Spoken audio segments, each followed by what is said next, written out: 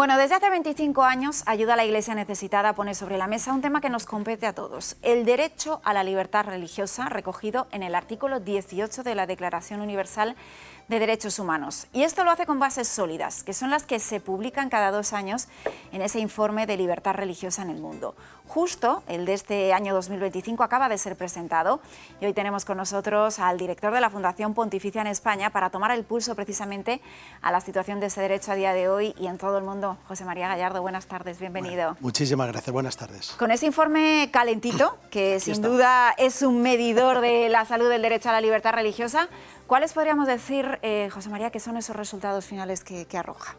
Pues mira, lo primero de todo es que casi 2/3 de la población mundial vive en países donde existe la persecución, que parece un dato mínimo, pero en realidad es tremendo. Y luego en el análisis que hemos hecho de este informe, que por cierto cumple 25 años, tú decías que desde 1999, cada 2 años lo publicamos, hemos visto que la libertad religiosa no termina de imponerse en todas las partes del mundo, sino que al revés, parece que es una endemia que sigue y continúa en todo el mundo. 62 países existen donde se dan graves situaciones de falta de libertad religiosa y en esos países, casi 38 de ellos hay discriminación y en cerca de 24 existe niveles de persecución tremendas.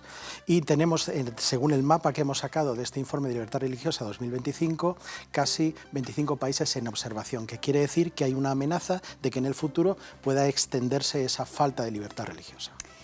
Y una de las principales conclusiones de este informe que estamos viendo es que los autoritarismos son una de las principales amenazas para esa libertad religiosa a día de hoy. Sin embargo, también nos llama la atención este año el negativo impacto que han tenido las guerras en ese derecho a la libertad religiosa. ¿Por qué?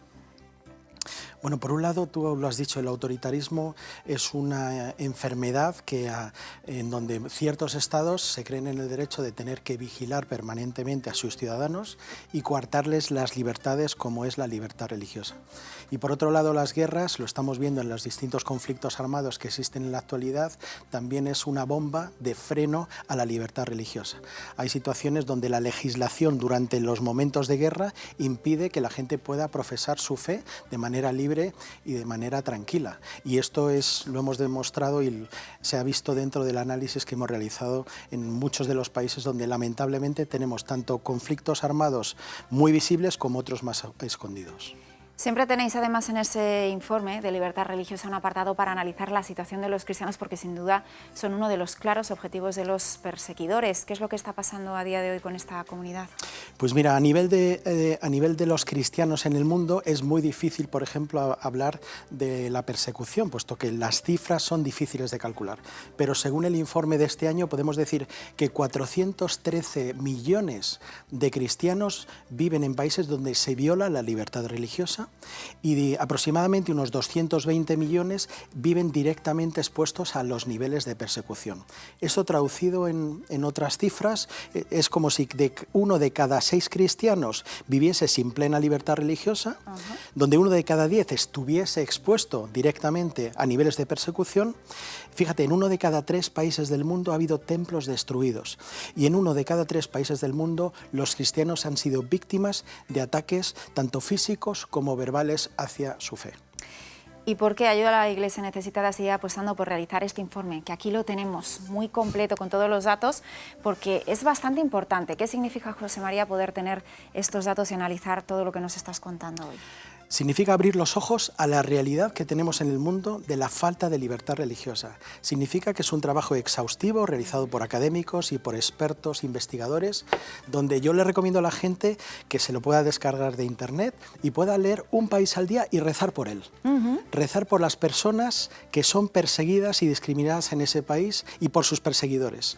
Y lo que tenemos que decir es que la vulneración del derecho a la libertad religiosa está patente en el siglo XXI, ya no nos lo decía el Papa Francisco, y León XIV, en un encuentro que hemos tenido recientemente para presentar precisamente este informe 2025, nos decía que sigamos con ahínco trabajando por desvelar y hacer visible lo que es invisible a los ojos de muchas personas en el mundo. Bueno, además este año la novedad que lanzáis es también ese manifiesto por la libertad religiosa en un vídeo, así que vamos a verlo, juzguen ustedes mismos. Vivir y expresar tu fe públicamente aquí y en Nigeria es tu derecho. Elegir cómo educar a tus hijos, aquí y en Pakistán, es tu derecho. La libertad religiosa está en juego para más de la mitad de la población mundial. Tú puedes hacer algo. Entra en manifiestolibertadreligiosa.es y firma con ayuda a la Iglesia necesitada. Firma, como dice el vídeo, pero José María, exactamente, dinos en qué consiste este manifiesto y por qué es importante que lo firmemos todos. Ese manifiesto lo que contiene es precisamente un posicionamiento y una solicitud a instituciones internacionales para que la libertad religiosa se defienda en todos aquellos países donde existe falta de protección, donde hay una denuncia de las graves violaciones en contra de la libertad religiosa y donde casi 5.200.000 personas en el mundo sufren esta falta de libertad. ¿Y qué pedimos? Pues tan sencillo como lo que decías al principio, que se aplique el artículo 18 de la Declaración de Derechos Humanos y que las personas tengan la capacidad de profesar su fe, cambiar si lo desean, tanto pública como privadamente, y que puedan disfrutar de lo que es su fe desde que han nacido o desde que la han adquirido a posteriori. ¿Cómo lo vamos a hacer? Los proyectos de ayuda a la Iglesia necesitada forman parte de la misión, pero también la denuncia profética, dar a conocer lo que es la realidad de esta falta de libertad en el mundo. Y le vamos a pedir a todos los ciudadanos en España, esto es una iniciativa internacional que se va a desarrollar en 24 países simultáneamente.